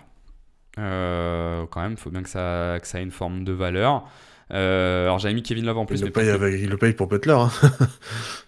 Alors ouais, mais je suis pas, je sais pas si moi en tout cas moi dans mon cas, imaginez le first round vaut un peu plus que Jovic, enfin peut valoir potentiellement un peu plus que Jovic, et pour Butler avoir déjà Wiggins et Kuminga, ça me paraît pas mal en fait.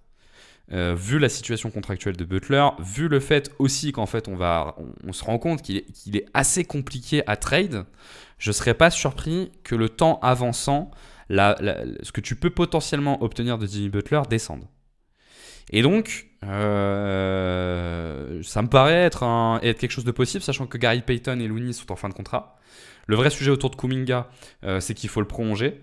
Ce qui voudrait dire que Miami en fait, ne joue pas la Free Agency 2027, mais en réalité, il y a de moins en moins d'équipes, il y a moins en moins de joueurs qu'on arrive à récupérer par la Free Agency. Et donc, du coup, le contrat de Wiggins, parce qu'il a une player option Wiggins 2026-2027, c'est moins gênant. Et donc, ça me paraît être le trade le plus faisable. Sachant que les questions que j'ai autour de ça, la première, c'est comme je l'ai dit, c'est est-ce que les Warriors vont vraiment oser faire ce trade-là, donc lâcher Kuminga, mais bon, je pense que ça peut être possible sans être sûr en fait d'être un contender en prenant Jimmy Butler. Et le deuxième, côté Miami, en réalité, j'ai pas trop d'arguments pour ne pas que ça se fasse. C'est plus. Moi, j'en ai si tu veux. Est-ce que tu veux lâcher Jovic, quoi? C'est plus ça, mais. Ouais, je t'écoute. C'est. En fait, tu te retrouves avec Wiggins, donc bon, c'est pas un mauvais joueur, mais t'as encore un contrat qui est à peu près à 25-30 millions. Ce qui fait que t'as quand même beaucoup de joueurs qui sont loin d'être des All-Stars. Bon, sauf Hero cette année, mais est-ce que ça va tenir Hero? On sait pas encore. T'as quand même beaucoup de joueurs qui sont loin d'être des All-Stars et qui sont entre 25-30 millions à peu près. Tu dois prendre l'argent enfin, moyen terme, disons, de Wiggins. Tu dois payer Kuminga, pareil, sur le moyen long terme. Et en plus, avec Kuminga, t'as assez peu de garanties ou de certitude que ça devienne un très bon joueur. Donc, Bah, après, faut voir le salaire de Kuminga, mais tu vois, Wiggins en soi, dans 2 ans, il est qu'à 17% du salary cap. Faut voir quel niveau il Wiggins, aura dans 2 ans. c'est pas le contrat qui me choque le plus, c'est plus c'est pas le montant, c'est plus la durée qui va gêner le hit. Bah, moi, ce que je me dis, c'est qu'à partir du moment où tu prends Kuminga, c'est qu'en fait, tu vas devoir prolonger Kuminga, donc tu joues pas vraiment à la Free Agency 2027. Et auquel cas, c'est pas gênant, en fait, d'avoir le contrat de Wiggins, tu vois. Finalement, la durée du contrat de Wiggins n'est plus gênante, vu que tu joues pas la Free Agency. C'est plus comme ça. Ouais, tu mais vois, après, que... c'est pas juste une question de free agency, c'est aussi une question de flexibilité. J'entends. que J'entends, coup, mais après un Wiggins en dernière année, ça te donne de la flexibilité. Tu vois, il En peut fait, si être tu trade, remplaces les 52 si tu remplaces les 52 de Butler par 25 de Wiggins et je sais pas, 25-30 de Kuminga, bon, finalement, Bah, finalement, c'est mieux que rien. ouais, tu vois. Ouais, mais c'est peut-être Bah, mieux que rien. C'est là où c'est Miami peut-être- est dans une Ouais, mais position c'est de force, peut-être oui et non, moins quoi. bien que ce que tu vas avoir grâce à ta flexibilité. J'entends. Mais tu peux aussi retrade Kuminga derrière. Hein. Tu sais, c'est toujours. Enfin, cette flexibilité, tu vois, elle est à double tranchant. Tu vois, tu peux aussi retrade les joueurs derrière. Hein. T'as des franchises, et Miami est plutôt comme ça, il me semble, historiquement, qui préfèrent avoir des joueurs plutôt que de tout perdre. Et donc, ça peut être une logique. Mais je suis pas hyper convaincu par mon truc. Hein. Je me dis pas, ils vont le faire. Ouais, C'est mais juste. En mais fait, j'entends tes arguments. quand je me suis fait la liste, je me suis dit c'était le plus probable en fait. Non, pas le plus probable. Le plus probable en tout cas, c'était que ça aille aux Warriors, selon moi quand même. Et donc, autour du fait d'aller aux Parce Warriors, qu'après, j'ai trouvé ça qui m'a paru être intéressant. moi j'ai un autre trade avec les Warriors, mais où Wiggins ne finit pas à Miami, tu vois. Ok, c'est ton trade à toi? Bah, j'en ai plusieurs si tu veux. Je Allez, pourrais te faire les autres en plus rapide si jamais. allez. Alors, le Heat reçoit des Warriors, Gary Payton et Kevin Looney, ça ok. Les Warriors, ils prennent Jimmy Butler et Alec Burks. Et la troisième équipe, c'est les Pelicans. Et donc, tu vois venir, c'est Brandon Ingram qui finit à Miami. Et les Pelicans qui prennent Josh Richardson, Andrew Wiggins et Buddy Hield. Alors, là où Buddy Hield, je suis pas sûr, mais il y a un moment, il faut mettre des salaires. Et je me dis que comme ça leur permet de garder Kuminga. Et en fait, aux Warriors, ça leur permet soit de se re-signer Jimmy cet été. Et du coup, t'as plus le contrat de Wiggins qui te fait chier, entre guillemets. Et potentiellement, tu peux prolonger Kuminga aussi. Et pour Miami, c'est que du coup, t'as 3 contrats expirants. Ingram te permet quand même d'aller jouer les playoffs. Même si je suis pas le plus grand fan de lui, c'est un joueur qui est assez bon pour te permettre de jouer, la 5, 6e place peut-être, et puis idéalement disons, ou de jouer le play-in. Enfin bref, tu vises les playoffs avec Ingram. En plus Looney qui peut être un backup correct, ou qui peut être même envoyé dans une 4e équipe, tu vois, vu que c'est un contrat expirant, si jamais tu veux choper un joueur mais un je peu pense différent, que tu dans vois. ton truc, le seul souci, c'est côté Pelicans. Où Pelicans, j'y viens. Ouais. C'est que du coup, vu qu'ils ont pas l'air de vouloir trop prolonger Brandon Ingram, en fait, ça leur permet de récupérer Andrew Wiggins. Enfin, ça leur permet de récupérer poste pour poste un joueur qui est quand même plutôt bon, tu vois. C'est pas un mauvais joueur, Andrew Wiggins. Et sur, du coup, une plus longue durée. Ouais, le seul souci côté Pelicans, c'est que avec ce truc-là, il passerait le second apron en 2025-2026 parce que Trey Murphy passe de 5 millions à 25 millions l'année prochaine. Ah ouais, c'est vrai. Et donc, je pense qu'ils ne le feront pas pour cette raison. Le second apron est à 188 millions. Il serait un poil en dessous. Non, il serait un poil en dessous du second apron. Et donc, j'y crois pas trop. Je pense pas que pour Andrew Wiggins, ils passeront sous le second apron. C'est vrai qu'il y a j'avais plus pensé à ce. Au contrat de Trey Murphy. Au contrat de Trey Murphy. Je vais aller voir leur. Ils sont à 157 millions garantis l'année prochaine. Et donc, si tu rajoutes les 30 millions de Wiggins, ça fait 187. Ils payent 60 millions pour CJ McCollum et Dejounte Murray aussi. Ils abusent, les mecs. Ouais, alors après, CJ McCollum, normalement, il va falloir peut-être se demander s'il les mérite pas. Hein. Mais bon, c'est encore un autre débat. On va pas rentrer dedans. Ouais. Encore une bonne saison. Ça dépend si t'es en semaine A ou en semaine B, quoi. C'est un peu vrai. Bah, c'est pas grave. Donc, je t'écoute pour ton trade. Toi, c'est quoi ton trade? Alors, le problème, c'est que c'était avec Memphis, que je l'avais imaginé avant Ouais. le fameux refus de trade là-bas. Enfin, refus. T'as compris? La rumeur, quoi. Alors, c'est le Heat récupère dans un trade à 3, du coup, Cam Johnson, Marcus Smart, Santi Aldama. Les Grizzlies récupèrent Jimmy Butler, Josh Richardson, Trendon Watford. Et les Nets récupèrent Brandon Clark, Luke Kennard, Jake LaRavia et des tours de draft. Alors rappelle-moi, tu m'as dit Memphis, il récupère Butler, Richardson et Trendon Watford. Alors je t'avoue que Richardson et Trendon Watford, c'est surtout pour faire le nombre. Ouais. Parce que même ça fait lâcher 5 joueurs à Memphis pour en récupérer 3. Donc ils doivent re-signer 2 mecs derrière, tu vois. Miami, Donc, tu as dit Cam Johnson, Marcus Smart et Santi Aldama. Et Santi les Aldama. Nets, Les Nets, Brandon Clark, Luke Kennard et Jake LaRavia. Pour les Nets, je t'explique, c'est que ça leur permet de créer du cap pour cet été 2025 en transformant une partie du contrat de Cam Johnson en expirant avec Luke Kennard et Jake LaRavia. Et Brandon Clark, tu l'as sur plusieurs années, mais il coûte pas très cher et il peut être transférable assez facilement en réalité.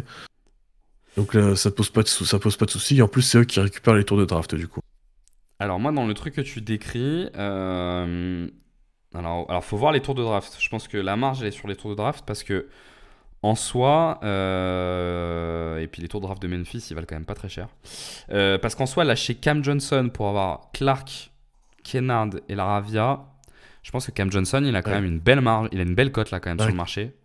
Kennard et LaRavia, c'est surtout de l'expirant en fait. Hein, c'est J'entends. surtout Mais du donc cap. c'est Clark, donc c'est Cam Johnson pour Clark. Et ça me paraît lightos. Bah, Clark et les tours de draft. Du coup, t'as Ouais. un premier tour de Memphis, je sais pas quelle année, tu vois. Éventuellement il va un en deuxième falloir, protégé. Il va en falloir quoi. Éventuellement J'entends, un deuxième protégé ou alors des seconds tours. Et sachant qu'ils ont déjà refusé un premier tour de Memphis pour prendre D'Angelo Russell et des seconds tours parce que ça leur faisait du cap.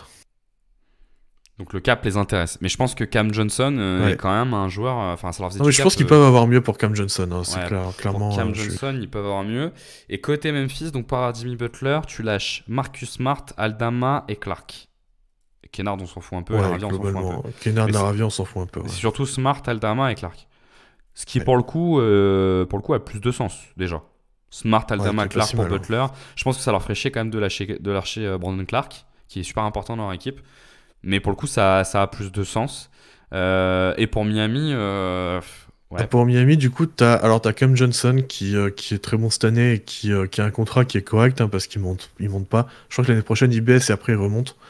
Mais du coup, il monte pas et t'as le cap qui va exploser. Donc, il vaut son contrat en tout cas, Cam Johnson. ouais, il y a pas de débat, son quoi. contrat est très bien et bon. Ok, tu récupères pas d'expirant, mais tu récupères un très bon role player. En fait, avec Marcus Smart et Cam Johnson, je pense que tu peux quand même jouer les playoffs. Tu combles certains manques que t'as. Enfin, tu combles.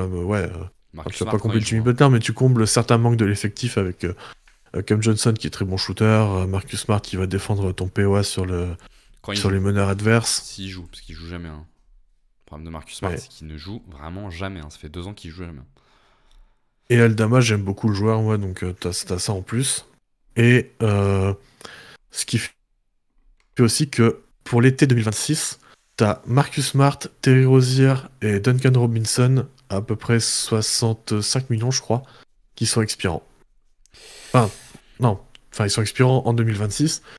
Ce qui fait que dès l'été 2025, si une star se propose, t'as déjà plein de contrats expirants à proposer pour un trade.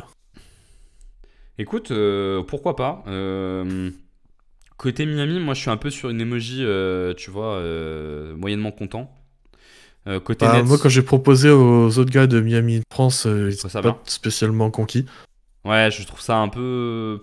Après, c'est mieux que rien, tu vois, encore dans la logique. Mais bon, si t'es Miami, est-ce que tu préfères avoir Cam Johnson, Smart et Aldama ou est-ce que tu préfères avoir Wiggins, Kuminga? Je pense quand même que tu préfères avoir Wiggins, Kuminga. Mais bon, peut-être que je me trompe. Hein. Ouais. Côté Nets, je suis un peu. Enfin, c'est vraiment les tours de draft qui font la diff et je suis pas sûr que les tours de c'est draft ça. de Memphis C'est- valent grand chose. C'est du cap plus du tour de draft, ça dépend. Hein. Cam Johnson, je pense qu'il a une belle valeur hein, quand même. Hein. C'est un peu toujours. Ouais, non, Écoute- mais je pense que clairement qu'ils pourront récupérer mieux. Après, est-ce qu'ils pourront récupérer beaucoup mieux? Non, ça je suis d'accord. Pas Ça sera non plus, probablement, si probablement certain que ça. pas beaucoup mieux, mais peut-être. Tu vois, aussi- là, j'avais mis, mais, là, j'avais mis un tour de Memphis, un second tour de Memphis et un second tour de Miami. mais peut-être aussi que tu vois, les Nets dans leur reconstruction, il y a peut-être un contrat qu'ils n'ont pas envie de libérer, celui de Cam Johnson. Hein. Peut-être, simplement, hein, c'est tu vois, c'est possible. Hein. Pourquoi tu lâcherais Cam Johnson? C'est un joueur parfait de complément, le salaire est très bon. Ouais, il a 20 millions. Ouais, c'est tu vois. possible, hein. C'est clairement possible. Et côté Memphis, bon là pour le coup, côté Memphis, je trouve ça plutôt pas trop mal si tant est que Butler ait envie de venir. Ok, donc ça fait 2 scénarios où on est quand même pas hyper convaincu. Est-ce que finalement, parce qu'on va arriver à la conclusion de ce podcast, est-ce que finalement, Quentin, la conclusion de ce podcast, c'est pas que Jimmy Butler il va rester? Attends, parce que j'en avais un dernier Ah, t'en avais un dernier, je t'écoute. pour finir. Alors, c'est encore avec Memphis. Tu vas me dire, fais chier avec Memphis. Mais c'était avant, Ouais. encore une fois, le machin. Et, et encore avec les Pelicans, où cette fois Miami récupère Ingram et Tim Hardaway.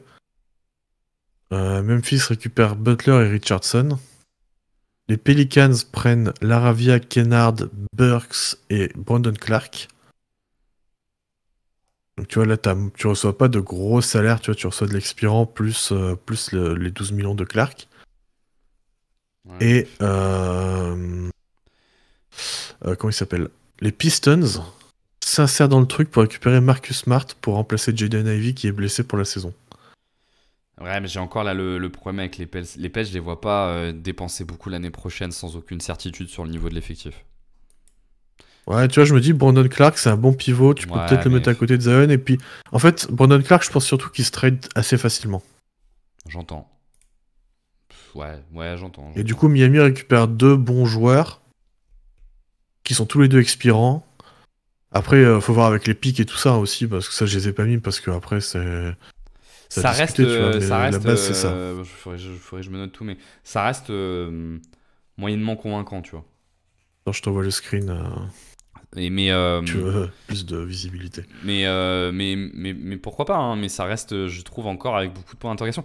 Moi, je me demande, tu vois, si tu me l'avais évoqué, toi, dans la semaine, et je me dis peut-être que t'as raison. Est-ce que finalement, la finalité de tout ça, c'est pas que Butler va rester, quoi? Bah, moi, c'est un truc qui m'étonnerait pas. Déjà parce que bah, t'as ces 52 millions expirants, ce qui fait que tu peux créer une vingtaine de millions en cap space. Alors, c'est pas le cap space qui va te permettre de signer des stars, mais si une star demande un trade, bah, en fait, tu peux ne pas les avoir à envoyer. envoyer beaucoup de contrats. Tu as de la flexibilité pour signer des joueurs, tu vois. Finalement, c'est ce que les Warriors ont fait quand n'ont pas prolongé Clay, tu vois. C'est qu'ils ont récupéré pas mal de flexibilité, ils ont récupéré pas mal de joueurs. Bon, ça marche pas si bien que ça sur Mais le terrain. peut-être que ça va leur permettre d'avoir Jimmy Butler. Peut-être. Parce que, non, mais je dis ça parce qu'au final, je trouve quand même que c'est quand même l'équipe qui est dans la position la plus crédible, hein, pour l'avoir, hein. Ouais, après, eux, ils avaient pas l'air très intéressés récemment. Donc, Ouais. Bah, ça, après, j'entends. Mais je pense que la vraie limite pour les Warriors, une fois de plus, c'est est-ce qu'ils pensent que ça vaut le coup de lâcher du Jimmy Butler vu le niveau actuel de l'équipe, quoi, tu vois. Quand même, cata, quoi. Mais ouais. Bah écoute, je pense qu'on en sera plus assez rapidement. de toute façon, je pense que, enfin, tu vois, la NBA fonctionne par deadline. Ouais. Que ce soit sur des prolongations de contrats, sur des trades, sur tout ça. Donc, on verra dans quelques semaines. Elle est quand la deadline cette année? Je sais pas la date. Le 6 février. 6 février. Ouais, donc ça va venir assez vite, hein. C'est moins d'un mois. Ah, c'est dans moins d'un mois, ouais. Donc ça va venir ouais. assez vite et on en Et sera du plus. coup, si tu vois, je dis ça fonctionne par deadline, c'est-à-dire qu'en fait, il y a des chances que ça bouge pas trop et qu'il n'y ait même pas d'offres très intéressantes d'ici là. Et que dans un mois, en fait, il y a une équipe qui soit panique, soit dit, Oui, bon, en parce fait, que c'est maintenant. Parce que pour le coup, le camp Butler / sa future équipe a tout intérêt à ce que ça se fasse proche de la trade deadline. Parce que Miami sera un peu pressé par la situation pour le coup. Par peur de rien avoir en échange. Ou en tout cas pas d'être forcément. d'être soumis à ce que veut Butler. Ah bah quand Pas même. forcément, parce que pour l'instant, Miami a pas l'air de. Enfin, tu vois, disent toujours que si. Enfin, ils font passer l'info, en tout cas, que s'ils trouvent pas d'offre, ça leur va quand même. Donc, Ouais, j'entends, en mais tout bon, cas, là, plus tu te ça rapproches leur de la va trade de. deadline, plus en tout cas t'es face à un choix, donc t'es un peu pressé. De toute façon, t'es face à un choix Ouais, à ce mais moment-là, tu vois. c'est un truc de deadline aussi. Je pense que c'est les équipes qui vont proposer des choses qui vont être plus pressées que Miami. Ouais, en tout cas, c'est un jeu de poker menteur qui va se lancer là dans les prochaines semaines, qui s'est déjà lancé d'ailleurs. Et donc, peut-être qu'on se reverra, Quentin, pour parler de l'arrivée de Jimmy Butler ou pas dans sa nouvelle équipe. Et que ça sera intéressant. Du trade ou du non-trade. Du trade ou du non-trade. Je pense qu'un jour aussi, peut-être ça pourrait être un podcast de l'été intéressant de se dire quelle place pour Jimmy Butler dans l'histoire du 8. Parce que je Très pense facile à répondre ça. qu'il a une place particulière. Je sais qu'elle est probablement à la deuxième place, mais ça peut être intéressant de l'expliquer, le pourquoi. Je te propose qu'on s'arrête là-dessus. N'hésitez pas à nous donner votre avis en commentaire, à poser des questions et puis à échanger. Vous avez l'habitude, on aime échanger sur l'ensemble de ces sujets. Et puis, restez connectés, on trouvera rapidement de quoi parler. À plus!